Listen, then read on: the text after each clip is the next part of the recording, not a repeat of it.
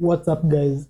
So in today's video, I'll be covering everything you need to know about the sessions and volatility indicator I just posted on TradingView for absolutely free. Without wasting any more time, let's get into how this tool can help you trade on a daily, weekly, or monthly basis. So the script has a variety of uses, such as showing you the current day you're trading on and all the previous days on any time frame, showing you all the major sessions depending on your location, showing you the monthly, weekly, and the previous days high, low, and open, and also showing you the daily, weekly, and monthly ranges to better give you an account of how the pips have been moving across those periods. And to make things even better, this is all customizable depending on where you live, what session you trade, and what type of trader you are, be it swing trading, day trading, or scalping. Okay, so now I'm going to move into the charts and actually show you how you can use this tool yourself and how you can modify the settings and see how you can use it in conjunction with your own trading plan. Remember that this is just a trading tool and trading itself carries a high level of risk. So without wasting any more time, let's dive into the charts and I'll show you exactly how this tool works and how you can use it. Okay, so in this part of the video, I'll just be showing you the inputs that the script has and what you can toggle on and off and the things you should change according to your location and according to the sessions that you're trading. So first of all, this is the script itself. Since today is the first day of the month, that's why all these values, the today's pip range, the week's pip range, the month's pip range are all the same since today is the first day of the month. So I'll start by showing you the basic features of the script. First of all, it shows you the different days, the different trading days. Since this is Euro USD, which is traded Monday to Friday, it's showing you the days as they are without the weekend. Yeah. The boxes here, these boxes describe the trading sessions, whether it's Sydney, Tokyo, Frankfurt, London, or New York. And they can all be changed right here inputs. So for starters, you should change the time zone offset according to your location. It's at GMT +3 since I'm in Kenya, which is my time zone. So if you're in the States or wherever you are, you can change it to whatever time zone you are at. So these sessions aren't set in stone and you can change them depending on wherever you are. Let's say you change the time zone to GMT -4.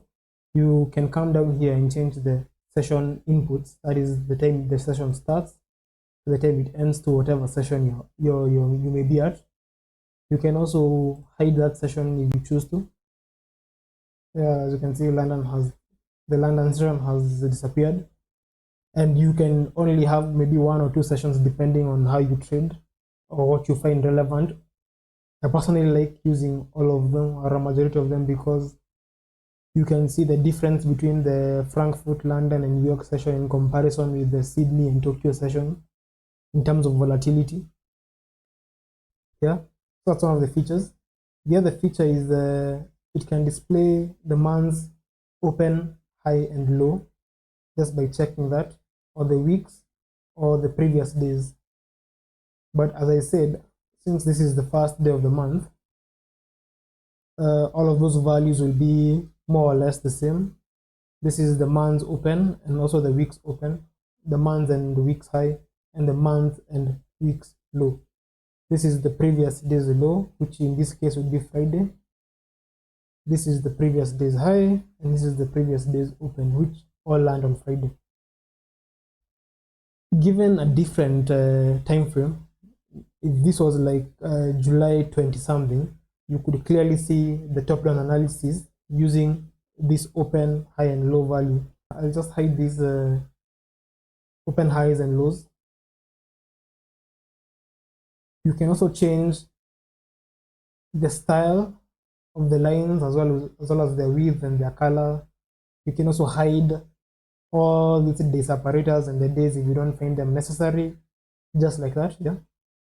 And you can also hide all the sessions if you choose to hide them all, like what I'm trying to do right now. You can have a clean chart just by doing that. So I will.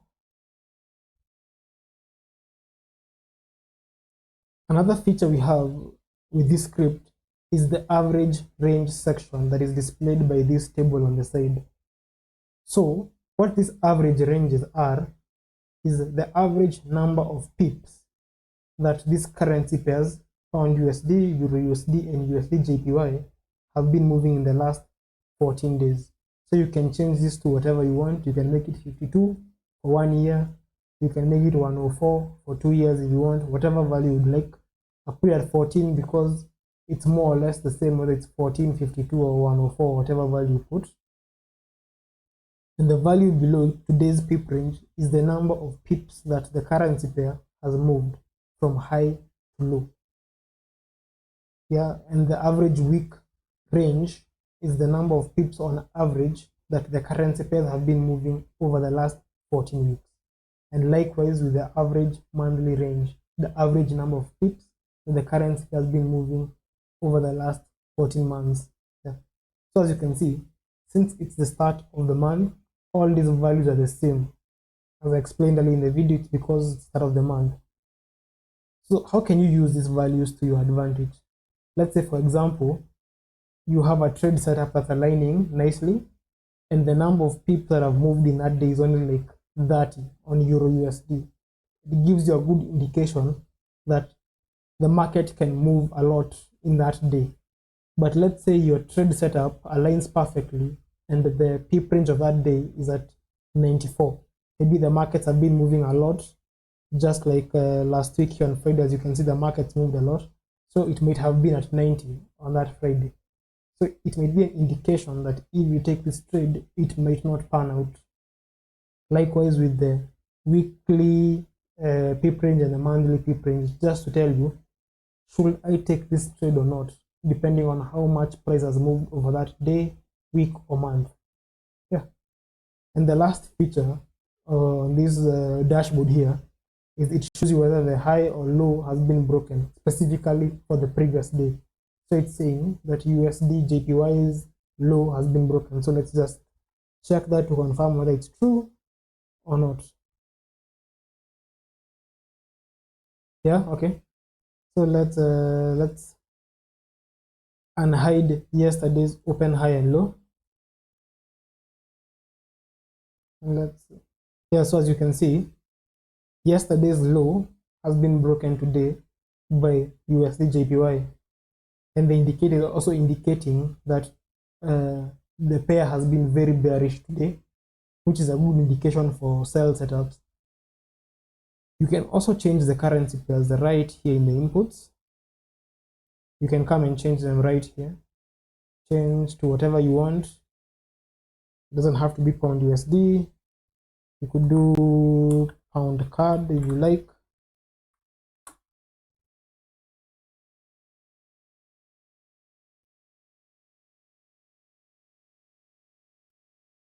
Yeah, and it's changed to pound card. As you can see, it's changed to 107 pips. Pound USD was around 90 something pips. So it doesn't really matter. You don't have to be trading the pairs that the dashboard comes with. You can change to whatever you like. Yeah, so those are the major settings of this indicator. Go play around with it and find out what you like about it, what you don't like about it. Comment down below what you do and don't like about it. Make sure to tell me, and yeah, I'll reply. Yeah, so that's all. Back to the video itself. So if you found this tool useful, definitely head over to TradingView and add it to your favorite scripts. I'll leave a link in the description. Like this video, comment down below what are the type of strategies you'd like to see your indicators. I'm personally working on a fully automated strategy that I will review on this channel once I'm done. Yeah, and subscribe if you haven't yet. And remember, progress is a daily habit.